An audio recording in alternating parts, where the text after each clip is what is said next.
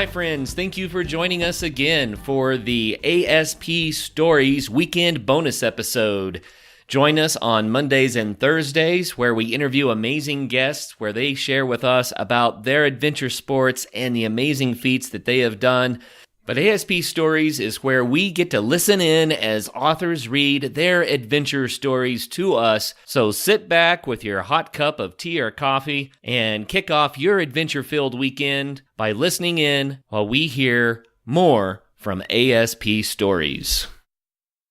Our featured author today is Elspeth Beard. Elspeth was on the Adventure Sports podcast telling her amazing story back on episode 292. So if you want to hear the interview and hear her overview of what the whole adventure was like, then go to episode 292 and give a listen.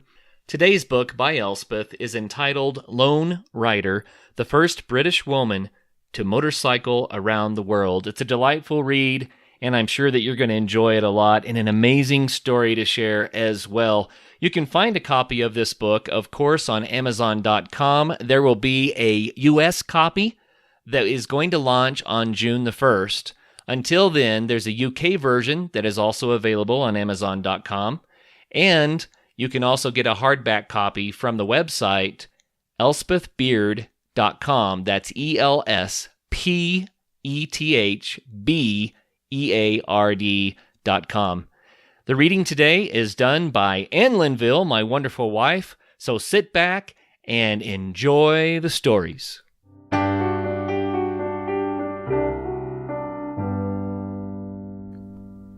Prologue, Southern Thailand, 10 April 1984.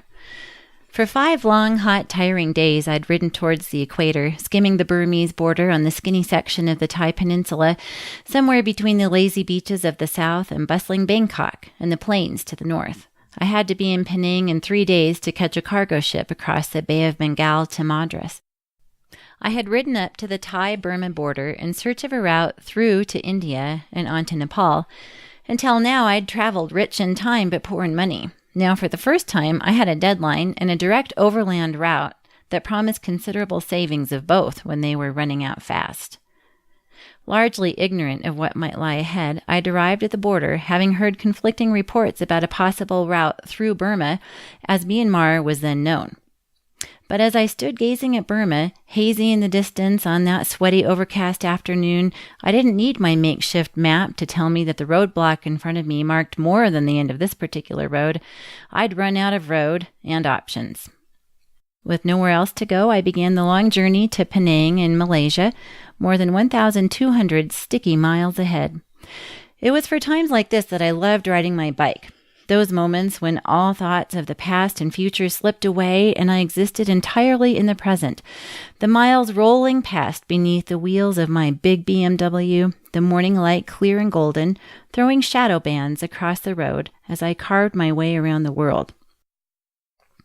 As I rode and the days and the miles ticked past, I spoke to my bike, cajoling her with promises of an oil change and a clean air filter if she got me to Penang in time.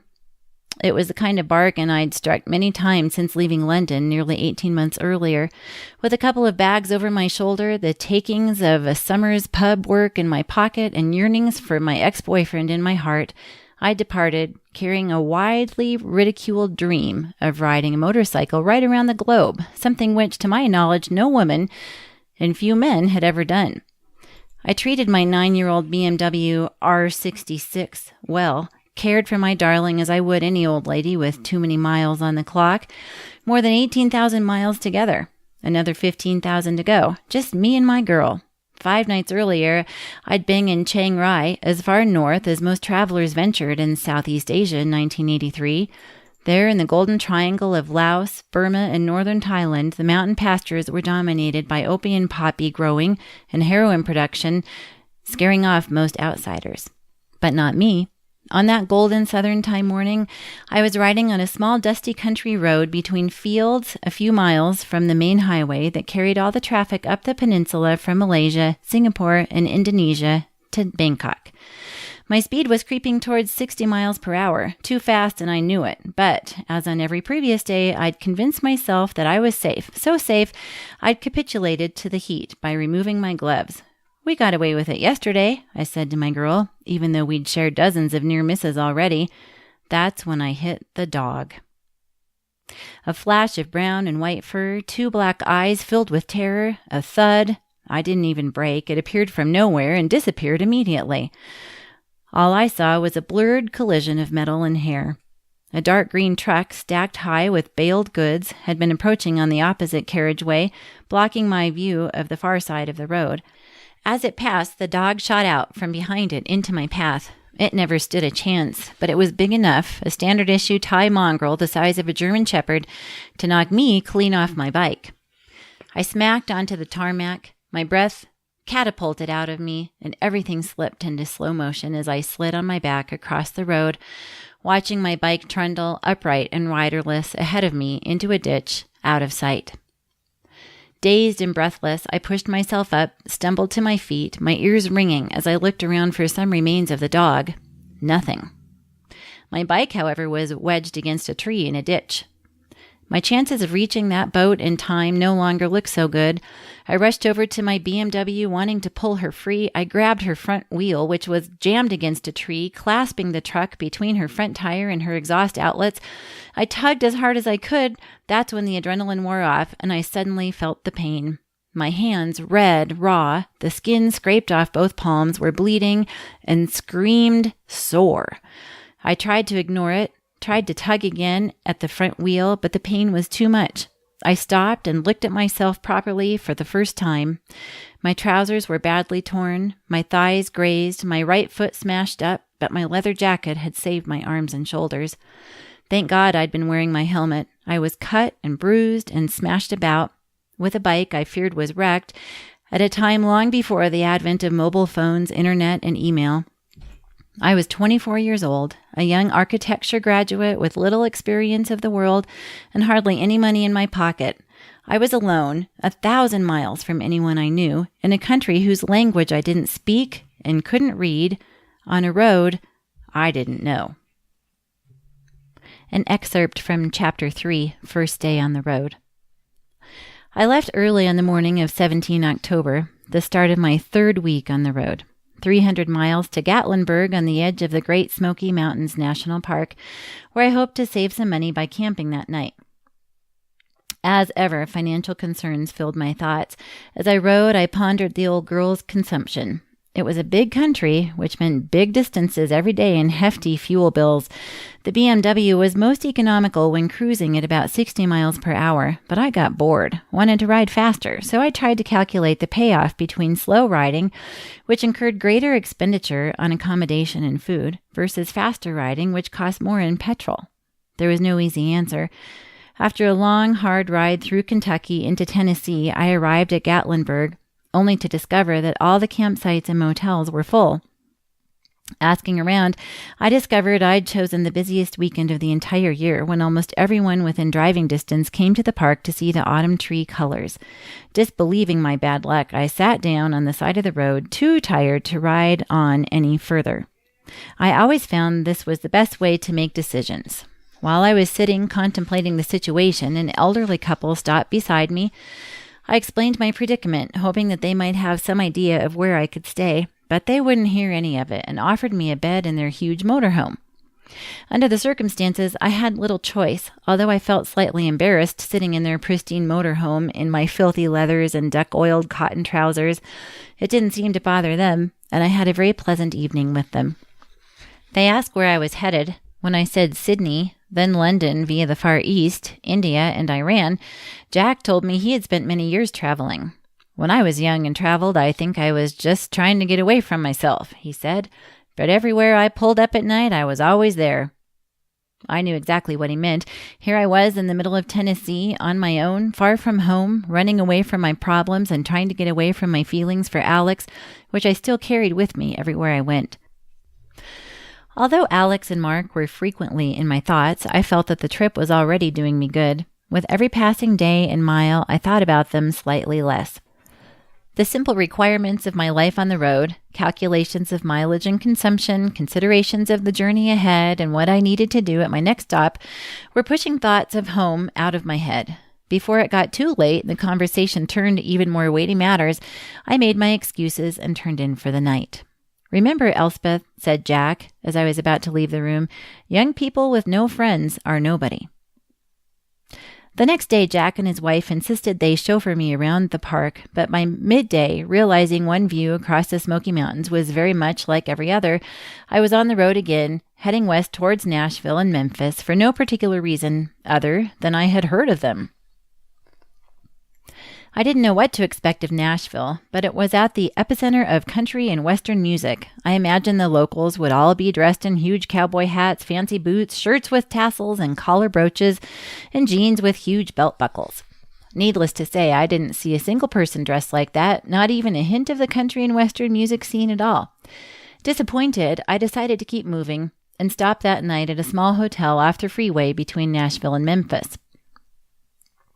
The next day, I arrived in Memphis by mid-morning and searched out Elvis Presley's house, Graceland, only to find it was closed to visitors.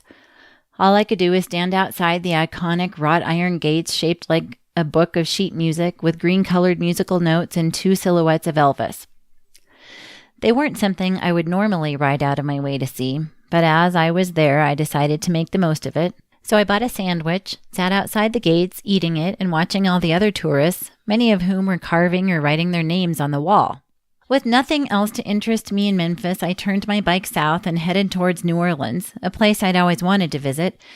As I rode along smaller routes parallel to the interstate highway, the air felt warmer, the accent sounded broader, and the speech became slower the further south I went. Passing through cotton fields, it felt like life was slowing almost to a halt. I stopped to take a photograph, and there was a total silence, absolute peace, one of those perfect moments, just me, on my own, in a motionless environment. No cars, no voices, nobody there, no one wanting anything from me. I loved it. It was exactly what I'd been seeking for the last few months. Do you suffer from acute lethargy, stiff joints, weight management challenges, and worsening eyesight or hearing issues? Do you sometimes feel low in energy or have trouble sleeping well? Do you wonder at times about your path in life and your vitality? You may be suffering from PYAD. This disorder is much more common than you might at first think. The good news is that we have a remedy that can alleviate many of these undesired symptoms. This life-altering remedy for PYAD is called ASP. And can help you get your life back again. Regain your energy and excitement for life. Sleep better at night. Watch unwanted pounds drop off as muscle mass recovers. Many using ASP report a new vitality and even report improvements in their social life. ASP may be the remedy you are looking for. Recent studies have shown that individuals not suffering from PYAD, post-youth aging disorder, also experience great benefits from ASP. Matter of fact, people of all ages from all backgrounds report amazing improvements by using ASP to enrich and recover their zest for living. Sound too good to be true? It is not. ASP, the Adventure Sports Podcast, can help you get the enthusiasm, strength, and fun back in your life. The aforementioned claims have not been medically verified, and no animals were harmed in the making of this advertisement. Hey guys, if you want to help support the Adventure Sports Podcast, do us a favor and visit our site at adventuresportspodcast.com and click on the sponsor links on the right-hand side of the page. Even if you're not in the market for one of their products right now, it's always good for them to know that you're hearing about them on our show. If you'd like to support us directly, you can visit our site at www.180tack. There you'll find the 180 stove and 180 flame camp stoves, as well as the Bearline Plus utility system. Consider picking one up for yourself or maybe even for your fellow adventurer. And last but not least, you can always visit patreon.com/adventuresportspodcast and donate a little bit to the show. Thanks for being awesome listeners. We truly value you guys. And now, back to the show.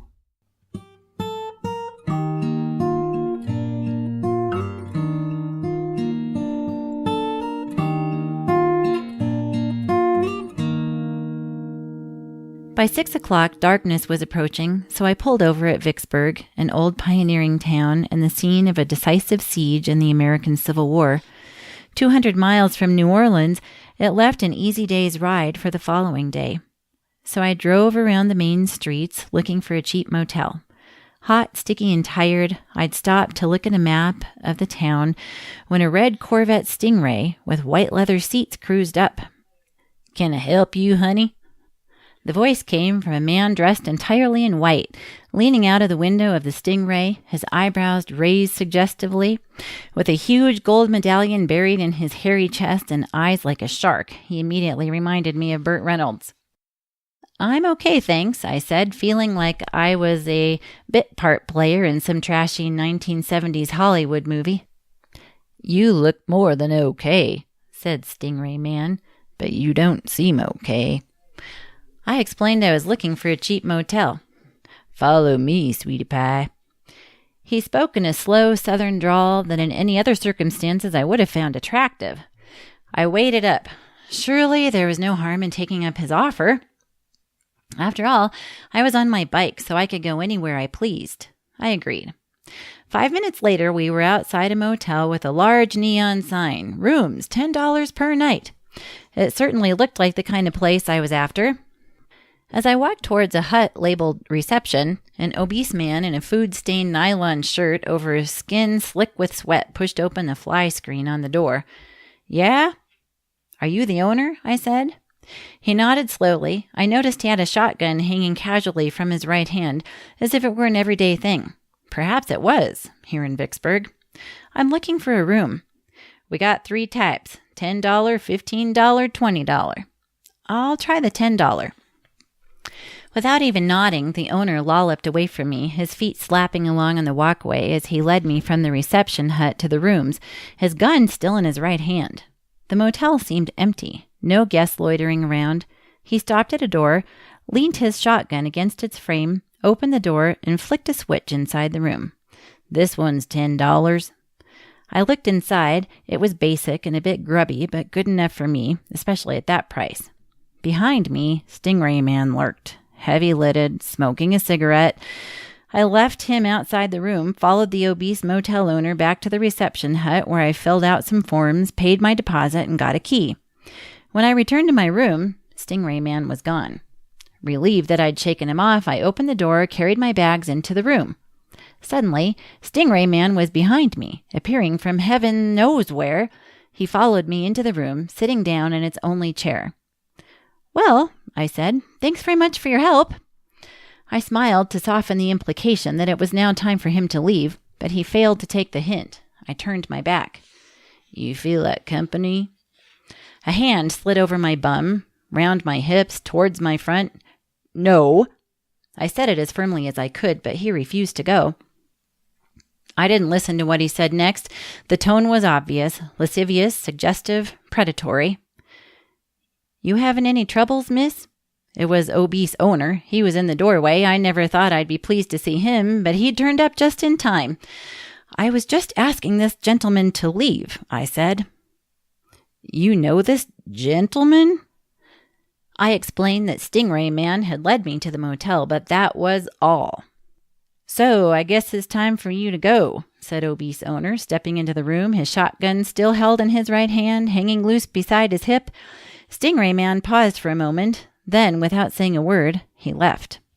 I expected obese owner to follow him out, but he only went as far as the door, from where he watched Stingray Man get into his Corvette, drive out of the motel, out of sight on the highway.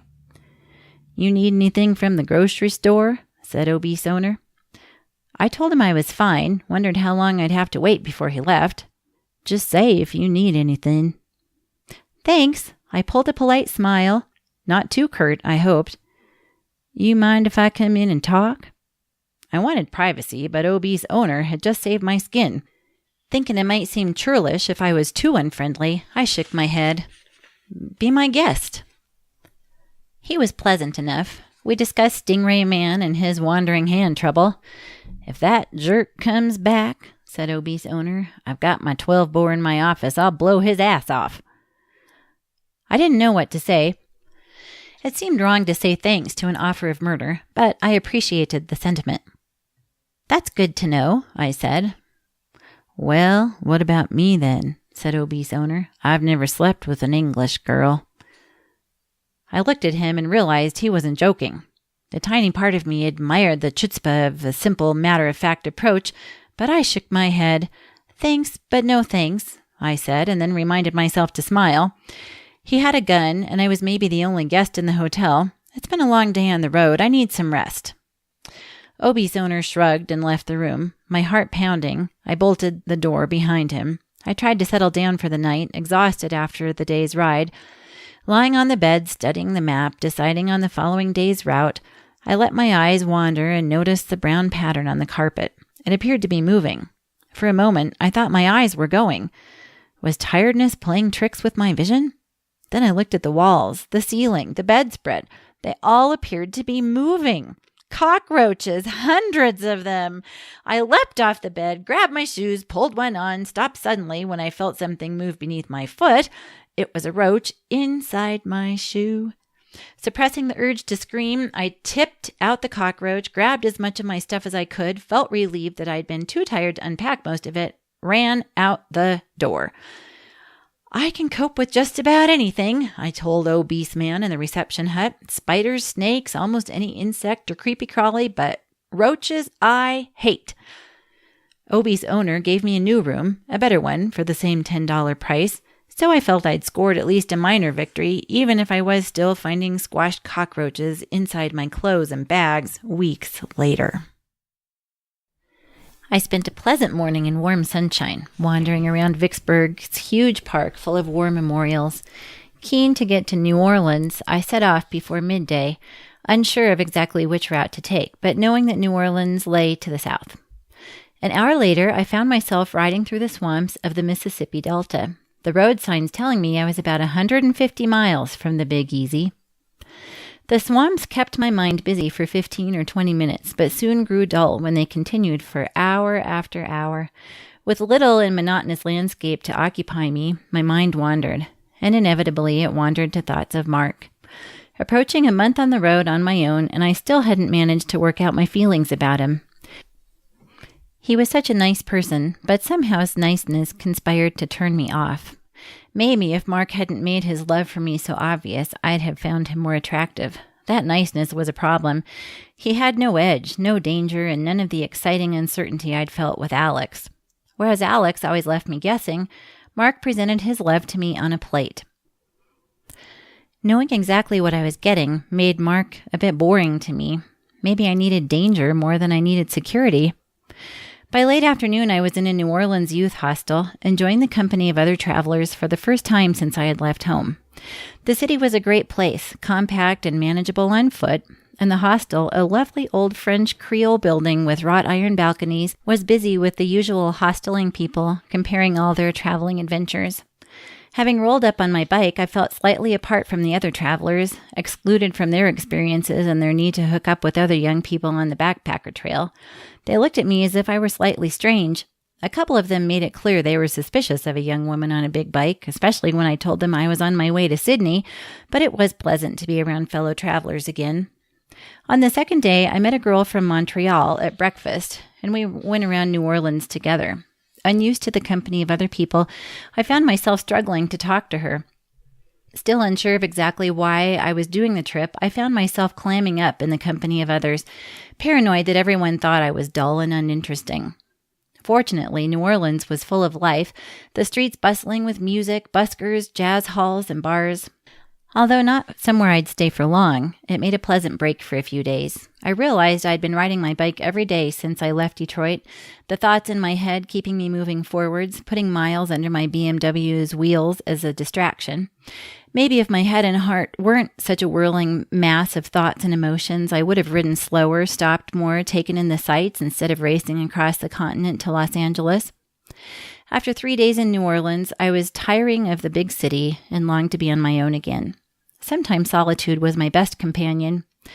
I left early the next morning, heading west for Houston, which I hoped to make that night as there was another youth hostel there across the state line in Texas, a state I'd heard so much about but never experienced. Remembering the boast of a Texan I'd met with Justy in one of the Dakotas the previous summer, I rolled into Texas expecting something special in the land of oil, 100,000-acre ranches and 10-gallon hats. "You haven't seen America until you've seen the Lone Star State," that Texan had exclaimed. After such a buildup, it was perhaps inevitable that my first experience of the state, a 2-hour ride around Houston in search of a youth hostel after 400 hot and dusty miles from New Orleans, was an anticlimax. As far as I could make out, there was little special about Houston, a vast sprawling city of skyscrapers that seemed to be one huge roadwork surrounded by oil derricks. When I found it, the youth hostel was good. Run by a newlywed English couple who seemed genuinely glad to have someone staying with them, it was a pleasant place to stay the night. From Houston, I rode to San Antonio to see the lump of rock that I'd seen John Wayne fight for in the Alamo movie, before continuing to El Paso across 500 miles of flat, empty rocky desert interspersed with occasional bits of scrub. Riding through endless nothingness for mile after mile, I wondered how Texas had managed to get its reputation. Sure, it was big, and yes, there was something impressive about an extraordinarily empty, endless landscape split only by the road running ahead to the horizon. But I struggled to see what was great about it. Hot and dust-covered, I decided the sooner I got out of the state, the better. With very little traffic in sight, I let rip, speeding through Texas faster than anywhere else so far, stopping only when I spotted a chain motel just outside El Paso. I pulled into the forecourt, took a room, parked my bike outside it, and looked around. A gas station, a diner, and some tumbleweed. That was it. There was a stark beauty to the vast emptiness, the kind of beauty that looks atmospheric in photographs. But seeing it made me realize it was perhaps not that surprising that El Paso's biggest claim to fame seemed to be the number of illegal immigrants that poured in across the border from Mexico. After a good night's sleep, I ate breakfast in the diner, then decided to give my bike a quick check-over before leaving for Las Cruces in New Mexico. My Speedo cable was running on the steering yoke, so I rerouted it, then checked all the other cables as well as the fluids and oils. Satisfied that everything was in order, I pressed the ignition. For the first time since arriving in America, the old girl didn't want to start. Her engine turned over, but that was all.